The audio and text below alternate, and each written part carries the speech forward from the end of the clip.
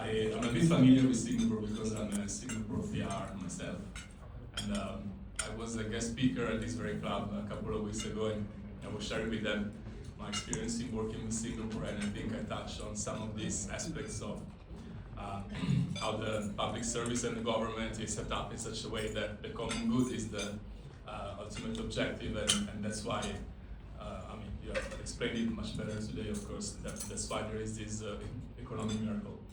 I was curious about especially one aspect on the HDB, on the public housing, which in fact is very different from anywhere else in the world, because even in Europe, I come from Italy, the concept of public housing is okay. The government build and give it for free to people. And then of course now we ask ourselves for why there's not enough public housing. Well, because the system does not work, of course, right? But I know in Singapore there's a bit of a debate, if you like, right now, about the cost of the HDB. Because if I'm not wrong, 70% of it is calculated to be the cost of the land. And then the 30% would be the construction cost. So I know there's a bit of debate in the Singaporean society whether the government should actually lower the cost, whether the government should not take into account the land cost. Could you share a little bit of your view on that? Maybe a bit great question, right? Public housing is one of the, as you say, one of the most debated issues in Singapore today. Because, as I mentioned earlier, the price has been going up historically about 5% per annum. So last week, they sold the highest record price for public flat in Singapore history, $1.7 million. In the last quarter, 400 over public flats in the resale market were sold for more than $1 million. Okay? But the way the system works is, if your income is below $1,500 and you buy the cheapest 2-room, smallest public flat in the not so popular area, after the housing grants, it can be as little as $5,000. So, the good thing about this system is it enables everyone to have public housing. But of course, if you are middle class, you are not low income, then you have a problem. So, I'm stuck in the middle, so I'm paying more to subsidize those below. So you're right, we have to, you see, I always say, wherever you go, people will ask, oh, what is it that made the model so successful? Actually, that's the wrong question. Because as you more or less have hinted, the more important question is, what are the mistakes, what are the setbacks, what are the obstacles, what are the lessons that we have learned in the last 60 years to be where we are today? And we are still making mistakes and having policy decisions that people are not happy with. So it's an ongoing process. My personal view on this is this: gradually reduce the land cost, as you mentioned, on new public flats. Gradually reduce it and see what's the reaction of the market, the people, and then slowly the problem will go away. Because if you only focus on economic development and price, then it only goes up. Thank you for the question. Thank you. Next question. Yes, sir.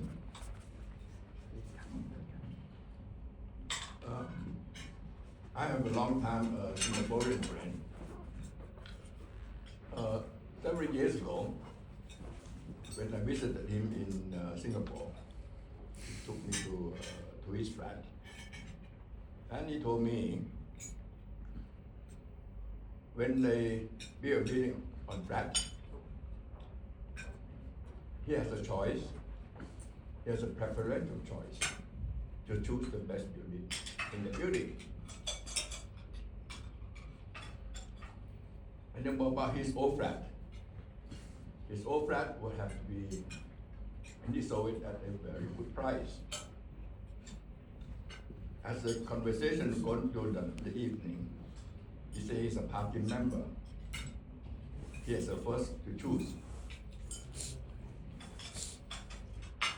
to be the best building in that particular territory. So it's not by lottery, because he's a party member. Another thing he told me is that in the area, Singapore has to balance ratios. They will make sure there are not too many non-Chinese, non-Han within a same vicinity. They have to scatter them. Yeah, then they call the non-Hanian. They're afraid of that. Have to be scattered. That is the saying, is the reality of life in Singapore. And another thing he also heard, Singapore has a low birth rate. Singapore ladies are better educated, as you alluded to, and much better income, so they don't like to have children. But Singapore need babies, and they must need ladies who would like to bear children. So Singapore say, well, I was told that if there are two ladies, foreigners applying a citizenship in Singapore, one is a Thai and the lady from China, he knows which one will be rejected. So there's a lot of undercurrent. Yeah. So I don't know whether this is how truthful that is. I must say, you know things that most Singaporeans don't even know. Let me touch on each of them. The first one, new public flats. We understand in the past there was a policy. Whether the policy still continue, we are not sure. Roughly about 5% is reserved for grassroots, not party members, grassroots. People who volunteer in the community to choose. So whether this policy still exists, I'm not sure, but you're right, okay? Maybe in the past, maybe even now, if you are grassroots volunteer, when the new flat comes, 5% is reserved for grassroots to choose. Your second point about ethnic policies. We still have it. In a public flat, in a block of public flats, you can have more than 25% Malays or Indians or other races. We forced the people to live together to have racial harmony. Why? Go and look at many countries today. I was speaking in Sri Lanka last year. 25-year-old civil war. Why? Race and religion. I spoke in Lebanon 3 times. Every time they plan something, the war starts. Why? Race and religion. So Singapore has avoided this issue of, we had our racial riots, we had our bombs in the city, but since independence until today, we had peace and security. And of course, they will tell you because we forced the people to live together. All the males have to serve national service for say 2 years, or in my time, 2.5 years. So you force the different races to live together, to work together. Like we say, eat together, bathe together, shoot together, and then slowly, somehow people don't, I would say today, nobody thinks about race, but even today, we have laws that say, if you say something that cause grievance to another race or another religion, they can charge you and you go to jail. Right? So that is, I'll say, a second point. The third one is on, if I marry a Thai or a China woman, which one will they approve? Okay, it depends. Okay. There are 3 places in the world. See, I was a radio talk show host before. So every week I get the same question. Hey, Mr. Leong, I have applied to immigration 45 times for my wife for a visa to stay, rejected 45 times. Why? So after a while we figure it out. And whether it's still the policy today, I'm not sure, but I can tell you. If the wife comes from 3 places, the chances of getting approval is very, very high. Number 1 place, Malaysia. Number 2, Vietnam.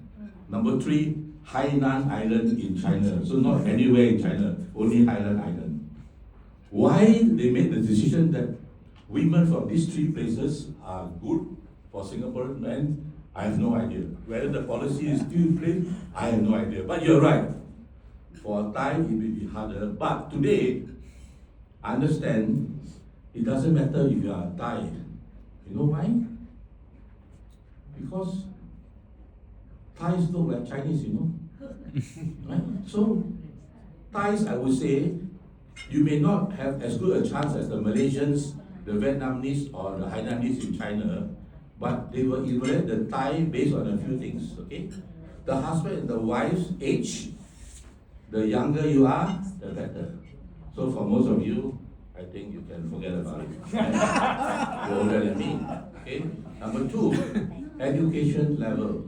Number 3, occupation. Number 4, income. Number 5, assets. And of course, nationality. So now they evaluate all these. So if you are Thai and you meet most of these and you are in an occupation that is in demand in Singapore, then no problem. No, I think the point is, if it's a Thai, they want to go back whether they are Han or not Han, okay? Where Chinese are not. I don't know. I have no idea. I have no idea. I have no idea. Maybe you're right. I don't know. Right? I don't know. Vietnamese, Yeah. of course, Maybe you're right. Maybe they see whether it's Thai Chinese or not. I don't know. Okay? This one I really don't know. But so, thank you. I think that was a very interesting question because most Singaporeans don't even know this, you know. Okay. Next question. Well, I have 3 hands, so I think I give to the lady in blue because she said she was a banker all her life, and even before we started, she asked me so many questions I couldn't answer. And then I will have you and the gentleman behind.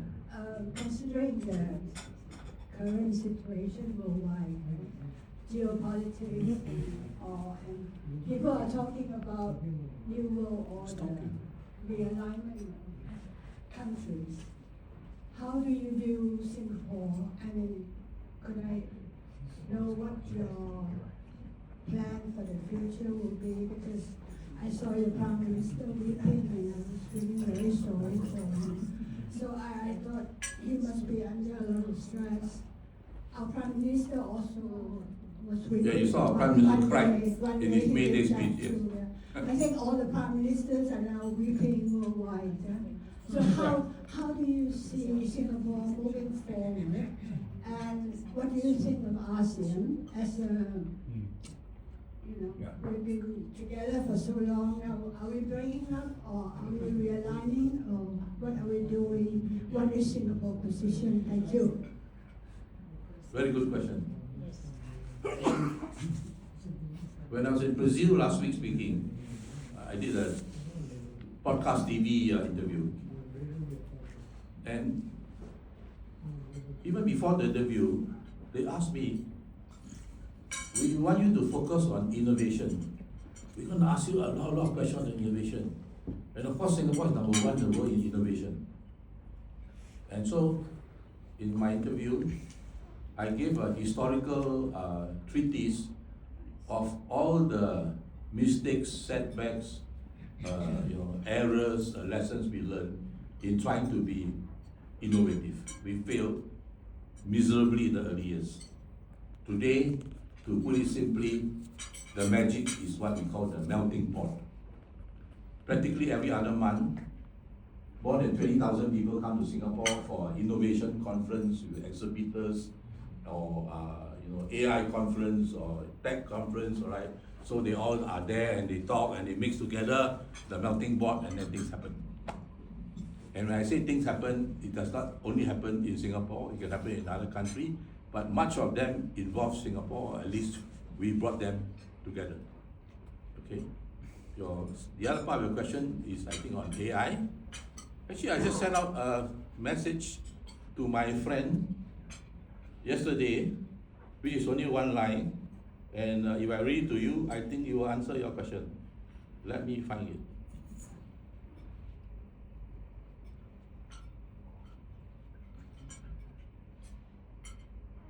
AI is the greatest challenge today. Why? They expect 30% of the votes to be, of the job to be gone, and at least 10% to be adversely affected. Every country will be affected. Okay, so my friend asked me, and this is what I said. Singapore's AI strategy in one sentence: spend more money per capita than everybody else to focus, build, test, regulate, and scale AI via collaboration. I actually have another presentation solely on Singapore's innovation success model. And that one goes into great detail. We just announced in the budget, we are spending like 37 billion on AI. I think we are probably the first country in the world to pay AI a lot of money to enable every student in the country to have access to the best AI tools. So we are doing, and just yesterday news, there will be a motion debate in Parliament in the next sitting by the National Trade Union Congress, the Labour Movement, and the motion is there must not be no jobs growth even with AI disruption. So this is the future. This is where things are happening. Okay, in fact, I spoke on the AI tsunami is coming. What should you do in the Philippines 2 weeks ago? Thank you for the question, and over to you, sir. And I must say again, I love your jacket. Okay, make sure you stand up and show them. No, that's a beautiful jacket. It's fine. Hey, the mic for him. No, The mic for him. Dylan, sorry, mine is coming. Yes, yes. Yeah, it's not my question. It's a question which is in the title of your presentation. The Singapore anti-corruption model, can it be adapted to Thailand? I tried to pay attention to your presentation, but I failed to distinguish the answer. So, can it be adapted to Thailand? The answer is I don't know. The- Nobody the knows, answer- but the people who probably in the best position to know are the Thais themselves. Okay, because corruption is something unique to every country. We try to share with other countries how we did it, but I think how it's done in every country has to be different. And I'm not going to name this country, but I'm going to try to answer your question of how one country is So my doing. question is, Yeah, okay. I should not name this country. How one country is doing. There's one country today is getting rid of corruption using AI and social sanctions. You know, in the Philippines last year, they had a big floods, right? And then they discovered $2 billion that were meant for flood infrastructure disappeared.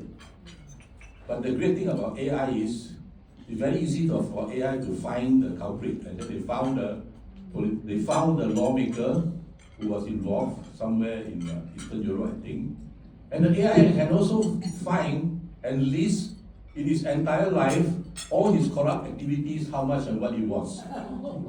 Right? So AI will help, right, in eradicating corruption, whether it is in this country I'm talking about, or the Philippines, or in Thailand, I'm sure. But the social sanction is the one even more powerful. I wouldn't mention the country. In one country, if you are corrupt, your family and you cannot go to any restaurant to eat. Because if the restaurant owner serves you, the entire population will boycott the restaurant and they'll go out of business. Okay? Of course, some people say, it's so cruel. Why his family too? But that's reality today. The AI can find the person who's corrupt, can give you the evidence.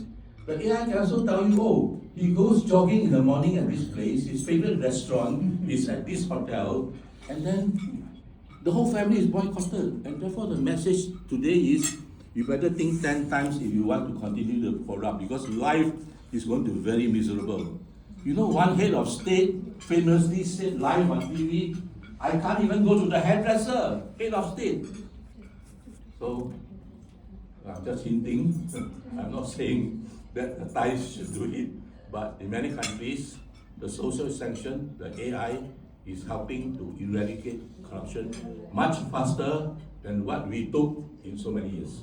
Thank you for the question. And then there's a question right at the back, sir.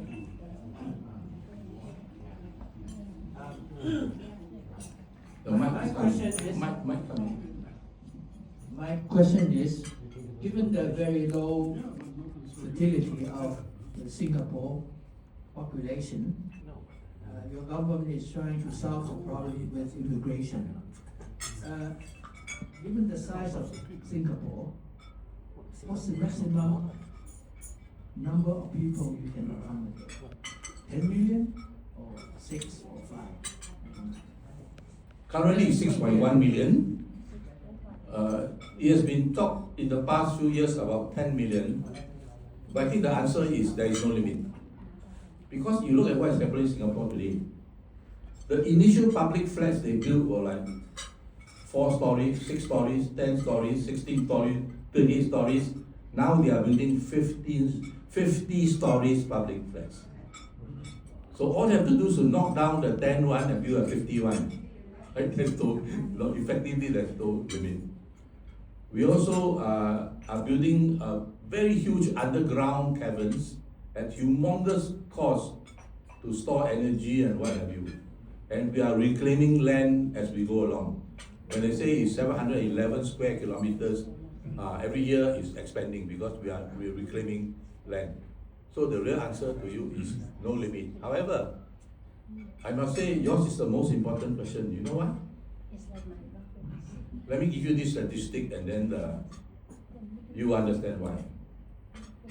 In the last 4 years, job growth in Singapore, 400,000. 90% went to foreigners. 10% to residents, meaning Singaporeans and PRs, like the gentleman who asked the first question. If you take out the PRs from the 10%, how many Singaporeans left? If you take out the new citizens that we grant every year, 21,000, how many native born Singaporeans are left?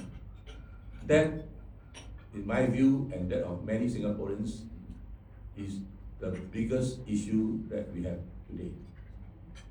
We cannot focus so much on economic development that we are effectively cannibalizing the native population.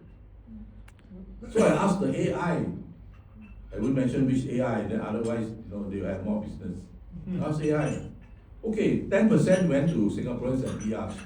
If you account for PRs and new citizens, how many percent of the 10% or the 100% left to native born Singaporeans? The answer came about 1%. Oh, okay, thank you. That is the best question, for my Singaporean friends. That is our biggest, issue today. Thank you.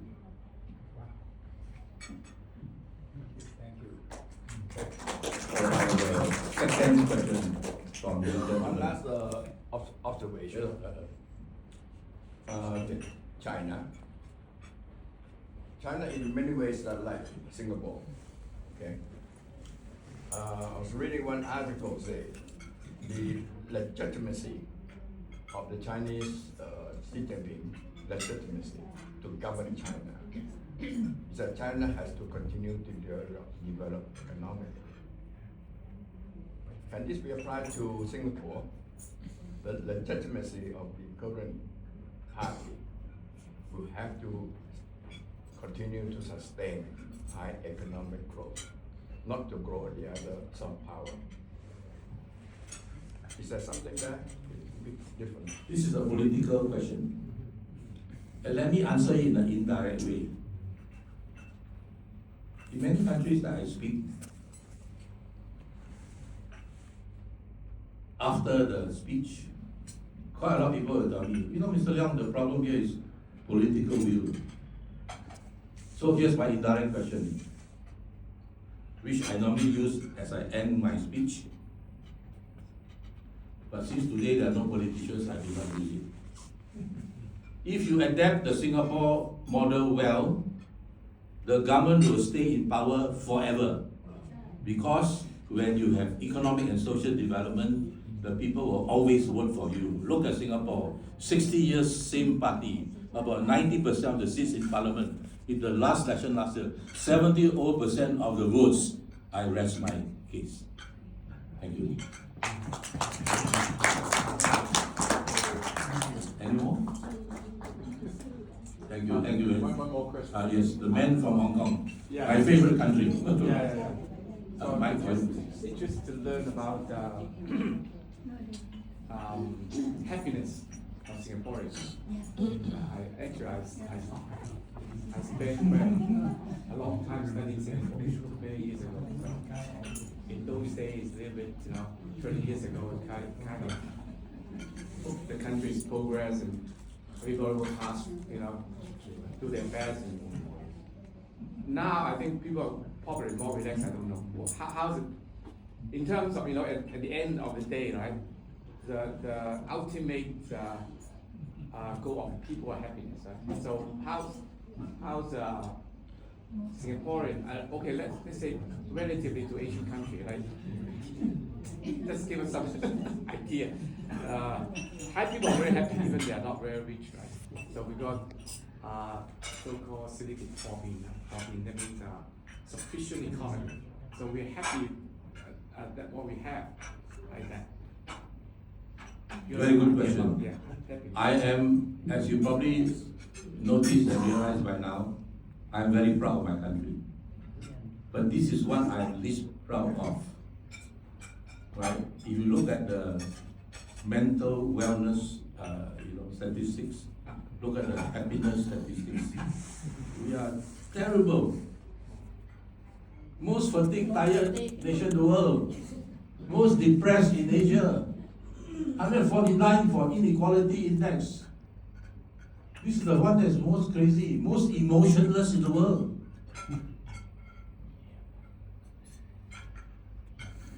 Second, this likely to help a stranger out of 135 countries in the most expensive city in the world. Yeah, very expensive.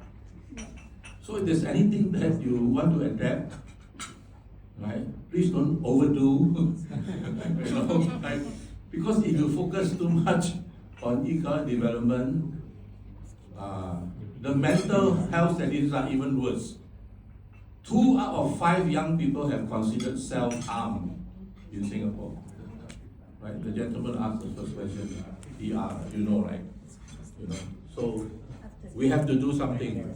We cannot continue to go up like a rocket for economic development, and yet when it comes to, half the younger population say want to leave Singapore, right? I have relatives who have retired in Thailand.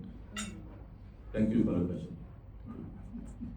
Oh yes, the first question was to ask the last one. Can I say something on this because I think it's very critical and very Thank you.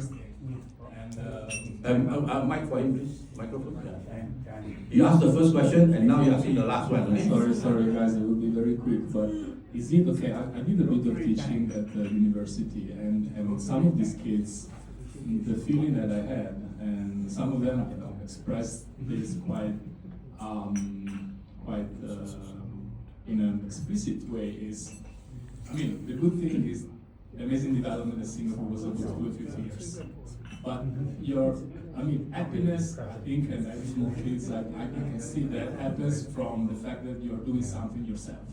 And then you overcome a problem and you achieve something and you build it. When it's given to you, then your happiness starts to be a little bit. So is it the price to pay? Because these new generations, basically, from outside, we all admire Singapore in an enormous way. But for kids who were born in the system at its peak, would they be able to find this happiness coming from, I did it myself? Very good question. I think, in essence, what you're asking is it the system that has caused most people to be unhappy? Answer is yes. But what is more significant is what are the policies in the system? Let me give you a few to give you an understanding of why people are so unhappy. In the early years, only educated mothers were encouraged to have more children.